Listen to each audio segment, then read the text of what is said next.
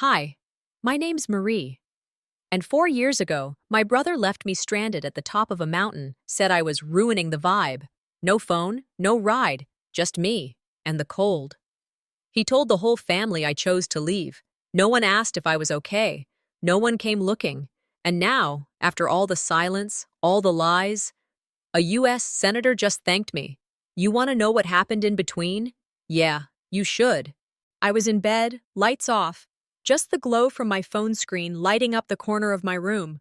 I wasn't trying to find anything. I was just scrolling, like muscle memory. And there it was. Everett's birthday party. Matching hoodies, big smiles, blurry group selfies. They were at some new brewery downtown, laughing over craft beers and sliders, like a commercial for Family Done Right. The caption read, "Another year older, another reason to keep this tribe close." My name wasn't tagged, not once. I kept scrolling, hoping to see myself in the background, even by accident. I wasn't there. They didn't invite me. And the worst part? I wasn't even surprised. That's the kind of pain that stops making noise after a while. I told myself maybe it was last minute. Maybe someone forgot. Maybe they assumed I was busy. You tell yourself anything to avoid letting that truth stick too deep. But I wasn't busy. I was just irrelevant. I'm Marie, 33, youngest of three. I live in Aurora, Colorado. I work at a middle school, mostly doing admin and student records.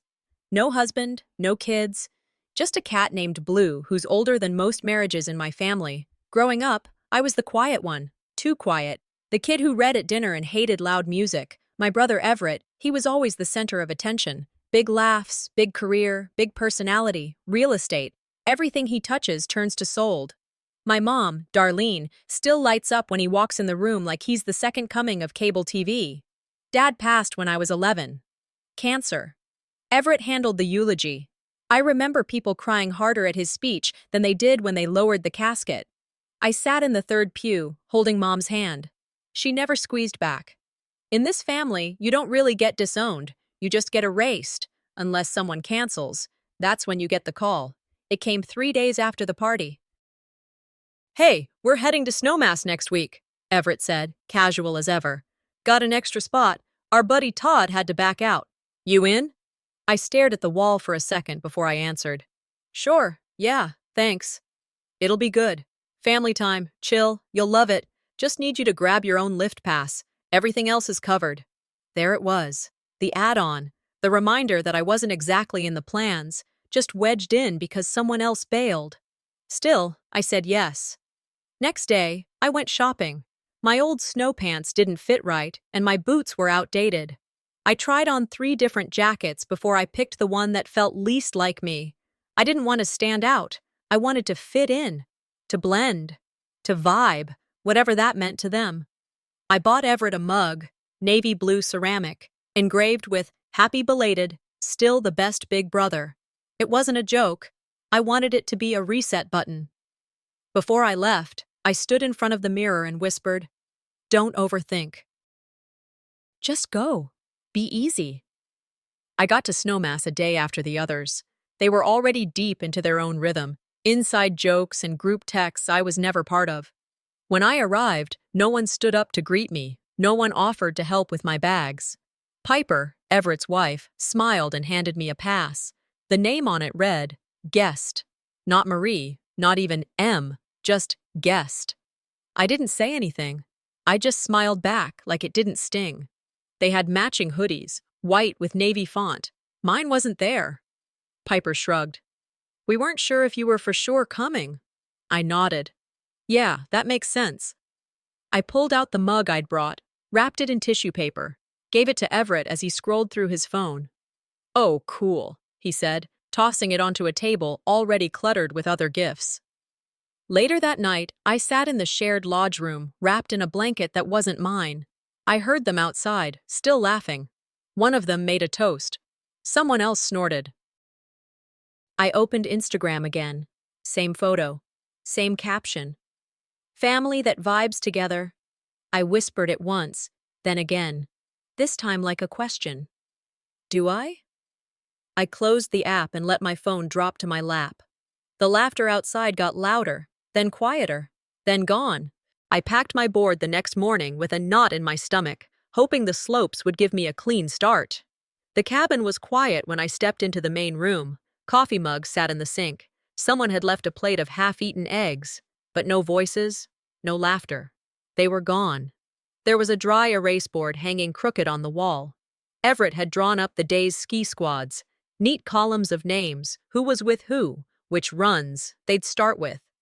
I looked for mine. I wasn't there. I checked my phone. One new text. Everett. We're already headed up. Meet us at base. No offer to wait, no check-in, just that. I threw on my coat, stuffed my gloves into my pockets, and left. I didn't even bother to zip up all the way.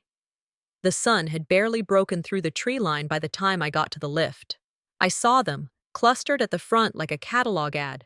Matching hoodies, matching grins. Everett and Piper. Two cousins I hadn't seen in years. All smiles, like nothing had ever gone wrong. I joined the line behind them but didn't speak, didn't want to insert myself where I clearly wasn't welcome. One of the cousins spotted me. She smiled, not warm, more like polite pity. "Oh, hey," she said. "We weren't sure you were really coming." I gave a tight smile and nodded. My hoodie still hadn't shown up. Everyone else wore theirs. White fleece, blue stitching. I'd blend in with a different group entirely. We rode the lift in silence. No one sat next to me. At the top, I veered off toward the beginner slope with Jamie, Everett's 8-year-old son. I figured if I wasn't going to be part of the group, I'd at least help someone else enjoy the day. He was fast for his age, a little too confident. As we neared a bend, Jamie's board picked up speed. I watched him lean too far forward. His feet wobbled. He didn't notice the steep edge ahead, barely fenced. "Jamie!" I yelled.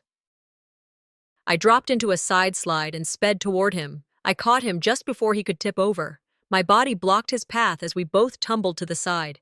He hit the snow first, softly. My knees slammed into the ice. Pain shot up, but I kept my arms around him. "You okay?" I asked. He blinked. "Yeah." Everett showed up seconds later. He didn't ask what happened. He didn't check on Jamie. He looked straight at me and snapped, "You scared the hell out of him. Why'd you have to yell like that?" I stared at him. He was heading toward the edge. I was trying to keep him safe. "There you go again," Everett said. "Making it about you. You ruined the whole vibe." I didn't respond. I didn't have the words for what I felt. Not anger, not even sadness, just done. Piper appeared behind him. Her face tightened. She looked away. The others caught up and stood awkwardly in a semicircle. No one said a thing. No one acknowledged that Jamie could have been hurt. No one thanked me. No one even asked. Everett broke the silence. "Can you just take a break today? Let us reset." Reset. Like I was a glitch in their perfect system.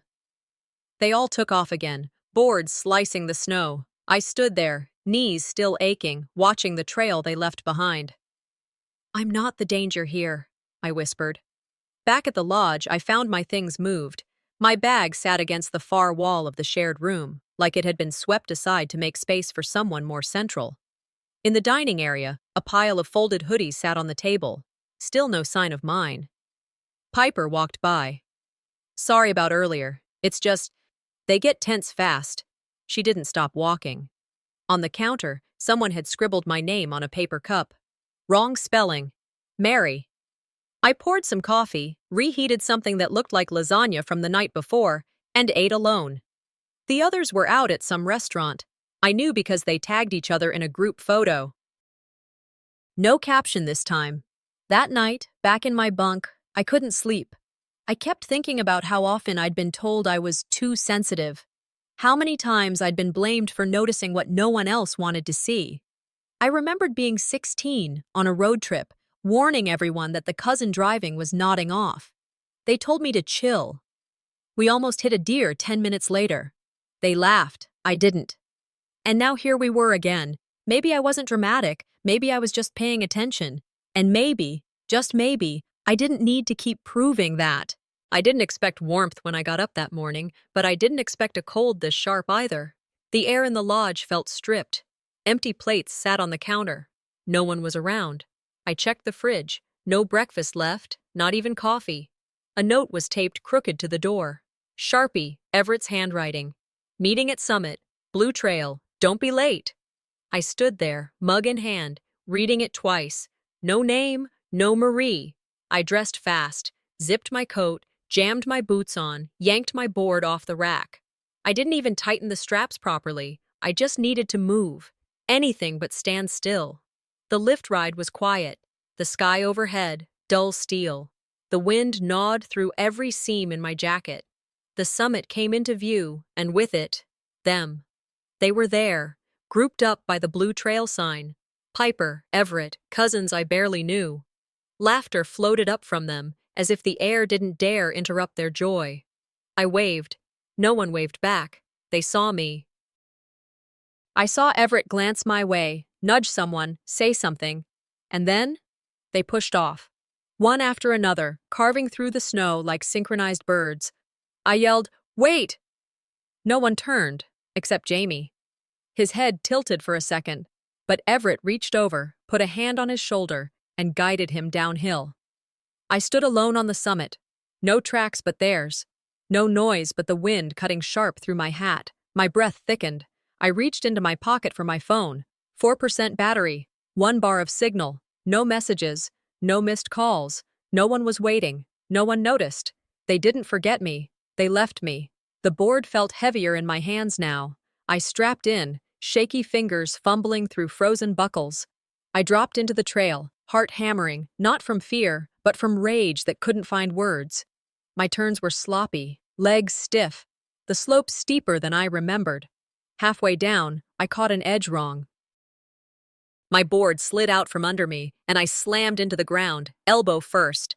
Pain exploded. I tasted metal. I lay there for a second, blinking up at the sky. I sat up, looked around. I'd veered off the main trail. No skiers, no signs, no help. I grabbed my board, now dusted with packed snow, and limped toward a snowbank for balance. I whispered through gritted teeth, "I'm not giving them the story they want." They wanted me fragile, breakable. The girl who gets herself into trouble and then whines about it. Not today. I forced myself up and kept moving. Somewhere lower on the mountain, tucked between trees, I saw smoke curling up. A shed, small, wooden, slumped against the hillside like it had been forgotten too. I knocked once and pushed the door open. Warmth hit me. Inside was a man, mid-70s, wool cap, tending to a fire like he'd been expecting someone. He looked up. "Well," he said, not surprised. "Get in then." I stepped in without a word. He handed me a metal cup of tea, then a first aid kit. He didn't ask who I was. "You're bleeding," he said, nodding at my hand. "I've had worse," I replied, trying to keep the edge out of my voice. He didn't push. After a few minutes of quiet, he spoke again. "They're not coming back, are they?" I didn't answer. I didn't need to. The heat from the stove sunk in slowly. My fingers started to burn as they thawed. I sat across from him, watching the flame, the shadows. My voice, when it came, didn't sound like mine. "When I was 13, I said, they left me at a rest stop, said they thought I was sleeping in the back." "They come back?" 45 minutes later, no one said sorry, just told me to keep my phone on. He nodded once. "People like that, they don't forget. They just don't think about you." I didn't reply. The tea had gone cold. The silence stayed. "I'm not waiting this time," I said finally. The old man leaned back. "No one waits for one person." "That's the rule." I looked at him, steady, tired, kind. "Maybe that's the problem," I said. He didn't smile, just poured more tea and slid the cup toward me. I didn't tell anyone I was safe that night. No calls, no texts. Just me in that warm, quiet cabin while the world kept spinning like I never existed in it. By morning, I checked my phone. No missed calls, no new messages. The group chat was still active. Memes, ski trail photos, dinner reservations. Jamie posted a selfie with Everett and captioned it, "Best day ever." I stared at the screen until it dimmed itself off. Not even a "Where's Marie?" They didn't forget me. They didn't care. It was a strange kind of clarity, not loud, not sudden, just a slow fade into fact. A few hours later, Piper sent me a private message. No, hey, no, how are you? Just a screenshot. The family group chat. Everett had written, plain as anything. She left. That's on her. That sentence didn't hit like a punch. It hit like a door closing. Final. Clean. I read it 3 times. Let it land. Then Piper added, I didn't know what to say. I'm sorry. I didn't reply. Not because I was angry, but because I knew it wouldn't matter. That one line was the whole verdict, not a question of truth, just agreement. She left. That's on her. Simple. Digestible. For them, my absence was a relief. Easier to breathe without someone like me taking up space, asking for decency, for eye contact, for a damn seat at the table. That night, scrolling through Instagram, I saw the new post. Group photo. Everyone bundled up on the slope, smiles wide, Everett's arm around Jamie. The caption read, Family isn't blood. It's the people who show up. I stared at it. I had been there that morning, on that mountain, before they pushed off and left me behind. But in the photo, I wasn't just missing. I had been erased. Someone had cropped the shot. I recognized it. I'd been standing far right. You could even see the tail of my board in the original. Gone now. Clean crop. Clean story. In the comments, love this crew. Where's your sister? No one replied. I closed the app. Later that evening, I heard a light knock. When I opened the cabin door, no one was there. Just a folded hoodie on the step.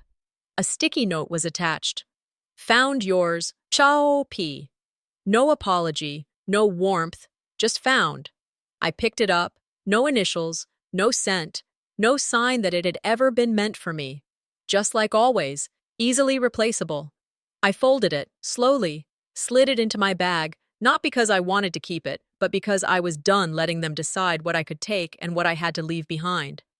I sat back on the small couch inside, stared at the fire for a while. Then I spoke. To no one. If you're not at the center, you're a prop.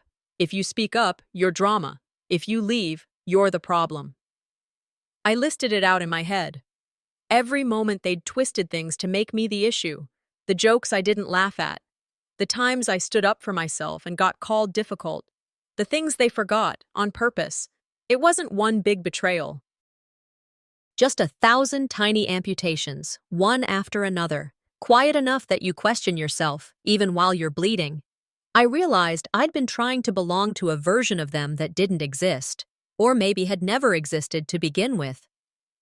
I looked around the cabin, Harold's mug still on the table, the blanket he'd loaned me folded neatly by the wall. There was peace here. Not comfort, but peace. I grabbed my phone again, not to call, to search the nearest bus station, Pagosa Springs, a few towns over, one road out, early morning pickup. I booked the ticket, one way. I didn't leave a note, didn't slam the door. I packed light, just enough to carry without strain. The hoodie stayed at the top of the bag. Not visible, not hidden.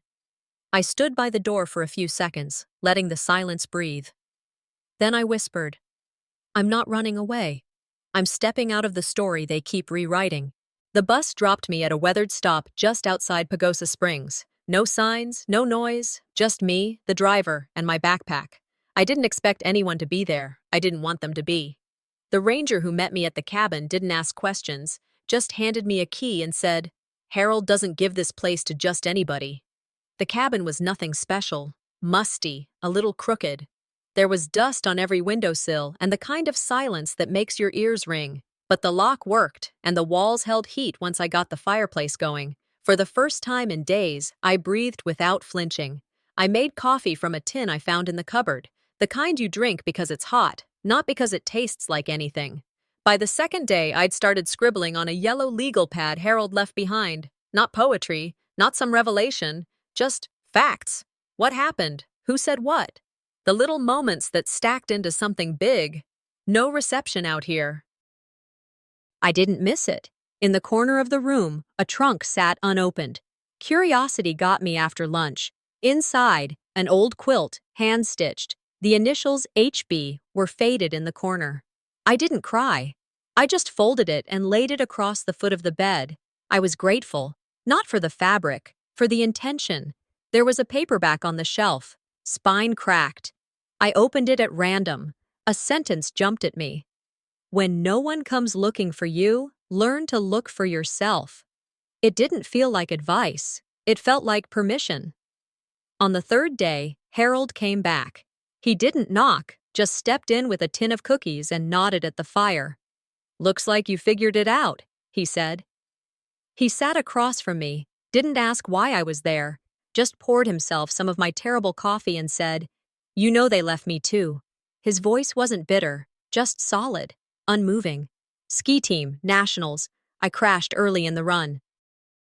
While they were arguing about whether to call patrol, they just left, took the bus back. I hitched my way down. I didn't know what to say, so I said nothing.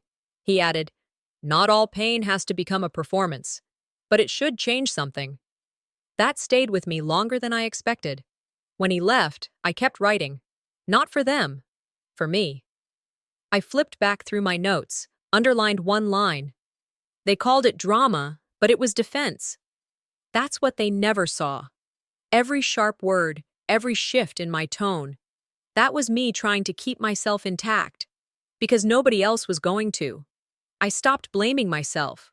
For the slope, for the group text, for that stupid photo. I started connecting dots. How Everett always got to shape the story. How Mom called him a born leader, even when he was wrong. How silence was rewarded more than honesty. How Piper tried to care, but only in whispers. I'd been loyal to a version of family that asked me to be invisible. Not anymore. At the bottom of my bag, I found the navy blue knit hat, crumpled, still smelling like lodge pine and that sharp chemical detergent they use on hotel sheets. I held it up. "You always forget yours," Mom had said, pressing it into my hands when we left for the trip, like it was some passing gesture, like she hadn't missed the irony. I stood by the fire. For a second, I thought about tossing it in, but I didn't. Instead, I folded it, clean lines, careful hands, and set it on the mantel. I wasn't keeping it for her. I was keeping it for me. I drafted a message to Everett, not bitter, not loud, just clean. "You don't need to reply, but I needed to say you lost something real." Then I deleted it. I opened a blank document and started writing something else, a proposal, a wilderness program for local teens, survival, ski safety, what no one teaches until it's too late. When I finished, I signed my name. Last line read, "I believe we find others by refusing to stay lost." Snow had started falling again outside, but this time, it didn't feel like a warning. It felt like a clean page. Pagosa Springs wasn't glamorous. That's why I stayed. No one here cared about resumes or reputations. They noticed if you showed up when you said you would, if you listened more than you talked, if you stayed when it got hard. I started helping at the rec center on weekends, then weekdays. It turned into something. A little wilderness safety program, mostly for kids who didn't know what base layer meant. I taught them how to fall, how to breathe in the cold, how to stop panic before it started. None of it was magic. It was just presence. A local paper heard about it. They asked if they could do a feature. I hesitated, said no the first time, then thought of those kids, how nobody ever told their stories unless it was about what they lacked. "It's not about me," I told the reporter when I finally agreed. "It's time these kids got seen." A week later, the headline read, "From Lost to Leader, Marie Russell's second chapter." It made its way around town. Some teachers reposted it. A few nonprofits reached out. It was quiet, respectful attention, the kind that didn't try to flatten me into a feel-good headline. Then Everett got a hold of it. He didn't call. He didn't message first. He posted it on LinkedIn, tagged me, and wrote, "Proud to see my little sister finally doing something impactful." Then an email followed. Subject line, "Full circle. We always knew you had it in you. You just needed time to grow up." Grow up. I stared at the screen. Not with rage. I wasn't angry anymore. That would have made it about him. No, what I felt was cleaner than anger. It was precision. Under his post, I typed, Actually, what I needed was space to unlearn the voices that told me I wasn't enough, and I did that on my own. I hit post. Didn't look back. By the end of the day, my comment had 3 times the engagement his post did. Piper texted me that night. "You said what needed saying." I wish I'd done that sooner. I replied with a heart emoji and nothing more. A few days later, a cousin I hadn't spoken to in years reached out. "Hey, we're thinking of a family Zoom next weekend. You in?" I typed back, "Not yet. Maybe one day." Then I closed the thread. No blocks, no dramatic exits. I wasn't running anymore. I just wasn't chasing either. That evening, Piper sent a picture of Jamie's drawing, crayons on lined paper. A woman in a red coat, arms stretched wide at the edge of a snowy slope. Caption in shaky handwriting, "She caught me." I saved the image. No tears. Just stillness. 2 weeks passed. I was invited to speak on a panel in Santa Fe, Outdoor Equity and Access. Someone from a state nonprofit had heard about my work. No fuss. Just an invite, a real one. After my talk, a woman came up, probably late 50s, wore glasses on a chain and boots with salt stains. She looked me in the eye. "I don't know your story," she said, "but the way you carry yourself, it's like someone who stopped apologizing for breathing." I smiled. "It took a long time." She nodded. "Worth it." On the drive back to the cabin, snow started to fall again. When I got home, a package was waiting at the door. No return label. Inside was the white hoodie from the ski trip. I didn't laugh. Not bitter, not hurt, just bemused. I folded it and placed it next to the blue knit hat on the mantel. For the first time, they looked like mine. Not because they were given, because I chose to keep them. I woke up to my phone buzzing against the nightstand. Not one alert. Dozens. Missed calls, texts, notifications I couldn't make sense of with sleep still clinging to me. The first message I opened was from a friend I hadn't spoken to in years. "Have you seen this? It's everywhere." Below was a link. I clicked it, more out of instinct than curiosity. The video started without preamble. Grainy footage, snow, movement, and then me. 4 years ago, screaming Jamie's name at the edge of that slope, racing toward him, grabbing his jacket mid-slide before he hit the embankment. My knees slamming into the ice, arms wrapping around his small frame. I hadn't seen that video since it was posted the first time. Mockingly. The caption had been, "Drama Queen strikes again." But this version, it said, "She was the only one watching." I didn't move, just stared. Let it roll a second time. It hit harder the second time. Not the fall, what came after. The silence. Their laughter. Everett yelling, but this time the comments underneath weren't jokes, they were outrage. Where was the rest of the family? This gave me chills. She saved that kid, period. I scrolled through, not sure if I wanted to keep reading, but unable to stop. Someone reposted it with the caption, "Not all heroes wear matching hoodies." Then another, "Protective, not dramatic." It spread fast. Within hours, the clip was on parenting blogs, outdoorsy TikTok accounts, even local news stations. And somehow, they found me, my LinkedIn, my nonprofit page, the articles I never thought anyone outside Pagosa would read.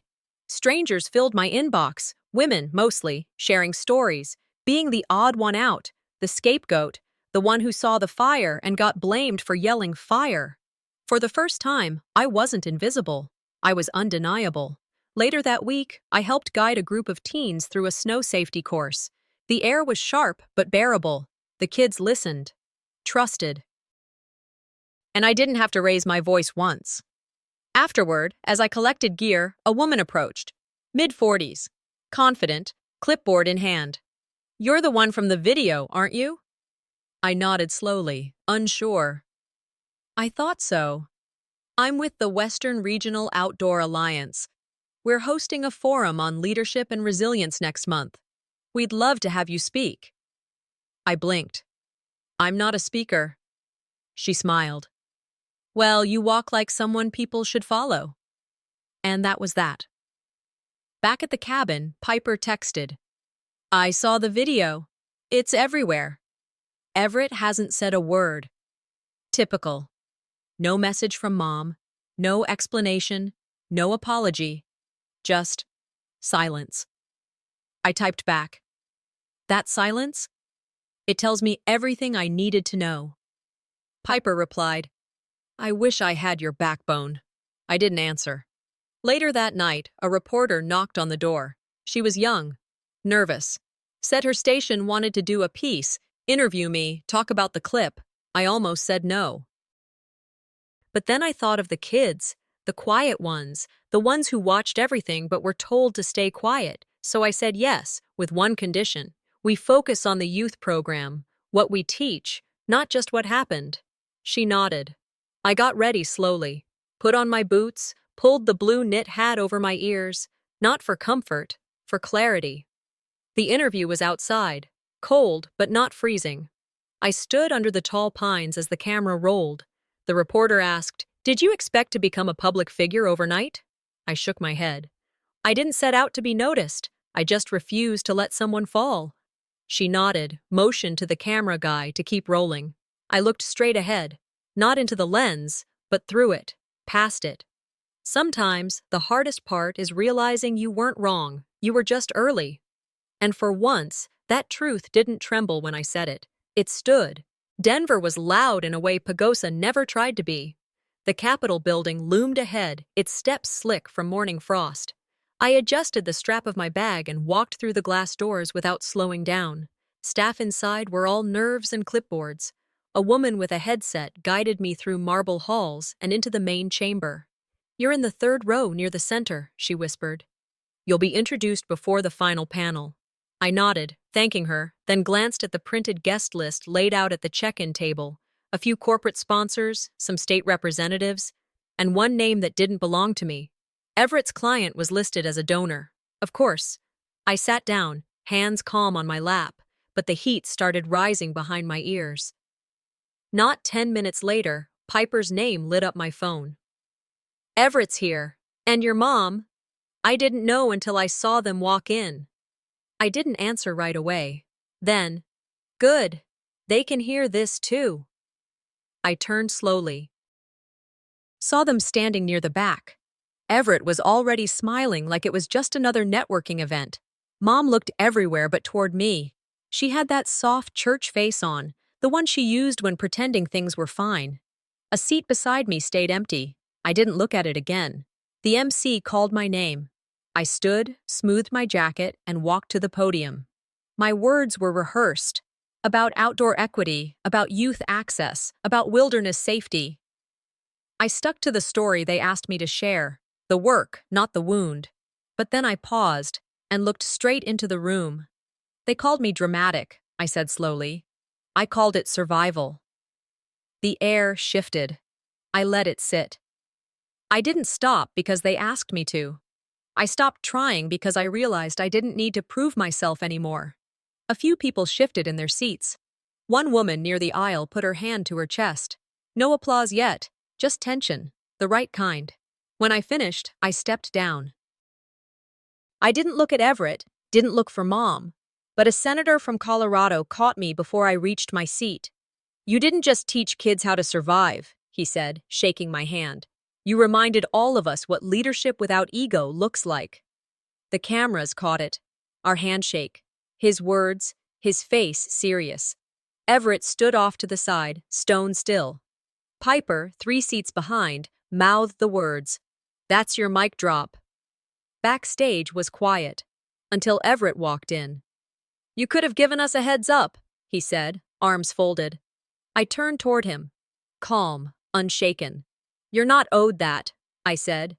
You're not owed any version of this. He shifted, already moving into a different tone. This is getting bigger than you think. There's PR damage to manage. I cut in, sharp, not loud. You had your platform, Everett, for years. This one, I built it with both hands. You don't get to put your name on it. He stared at me. I stared back. He didn't say another word. Just walked out, shoulders tighter than when he entered. I waited until the door clicked shut. Then I exhaled. On the steps of the Capitol, I stood alone. The cold hadn't lifted, but it no longer wrapped around my throat. I reached into my bag and touched the blue knit hat. Not to wear it, just to remind myself what it had meant, and what it didn't anymore. I smiled, not out of triumph, but out of clarity. I didn't need another word from anyone to feel seen. When I got back to Pagosa Springs, it didn't feel like retreating. It felt like returning to something I'd chosen. The cabin was quiet, still, the same smell of pine and old paper. I put my bag down, lit the stove, and unpacked the small stack of things that had come to matter: my notebook, my hat, the photo from the paper.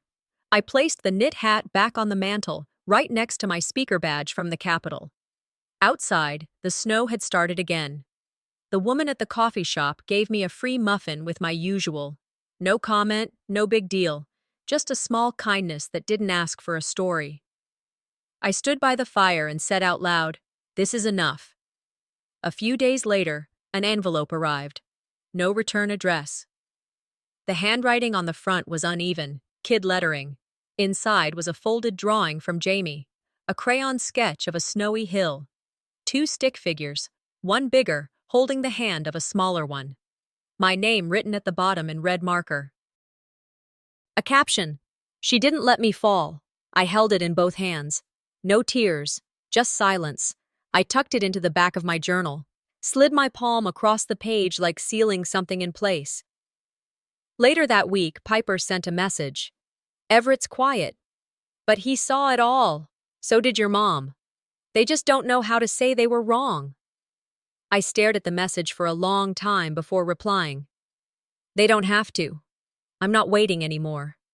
She didn't press, just sent one more voice note. "You made a better family than the one you were given." I saved the message. Didn't reply. But I smiled. A quiet, whole smile. That evening, I reopened my journal. Not to pour out pain, but to look back. I listed the kids who had come through the program, what they'd learned, who they were becoming. At the bottom of the last page, I wrote, "I thought I had to be chosen to belong." Turns out, you can choose yourself. I reached into the folder and taped Jamie's drawing to the top of that page. Above the line, the local paper called again. They wanted a follow-up story. I only agreed because they framed it the right way, about the program, about youth safety, about the work. When they asked for a quote, I said, "Some of us don't want the spotlight. We just want no one else to be left in the dark." A week later, I got word we'd been approved for a small state grant, enough to grow the outreach, buy gear, train more volunteers. I accepted, on my terms. One night, I sat by the fireplace, hoodie folded beside me, knit hat still on the mantel. The cabin creaked like it always had. Outside, the snow was falling again, soft this time, not angry. I reached for the drawing, held it in both hands. "This," I whispered, "this is legacy, not applause, not revenge, just truth that stayed standing." Then, a knock at the door. I didn't flinch. I stood, walked over, and opened it.